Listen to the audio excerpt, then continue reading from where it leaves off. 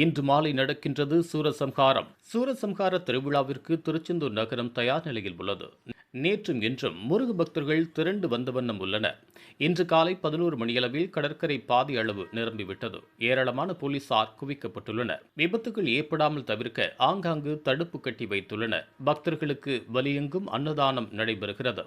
பல்வேறு சங்கங்களின் சார்பில் இது வழங்கப்படுகிறது. கடற்கரையில் யாராவது தண்ணீரில் மூழ்கிவிட்டால் காப்பாற்றுவதற்காக ரப்பர் படகு தயார் நிலையில் உள்ளது. பேரிடர் மீட்புப் படையினர் அங்கு விரைந்துள்ளனர். ஏராளமான கழிப்பறைகள் ஆங்காங்கே தற்காலிகமாக நிறுவப்பட்டுள்ளது. கடந்த முறையை விட இந்த முறை அதிக அளவு கழிப்பறைகள் அமைக்கப்பட்டுள்ளன. பேருந்துகள் எதுவும் திருச்செந்தூர் நகருக்குள் அனுமதிக்கப்படவில்லை. பேருந்து நிலையத்தில் இலவச பேருந்து மூலமாக பக்தர்கள் கோவிலுக்கு அழைத்து செல்லப்படுகின்றனர். இதுவரை ஏராளமான பேர் ஊருக்கு வெளியே இறக்கிவிடப்பட்டு கால்நடையாக நடந்து வந்த வண்ணம் உள்ளனர். கந்தசஷ்டி விழாவின் முக்கிய நிகழ்வான சூரசம்ஹாரம் இன்று மாலை நடைபெறுகிறது.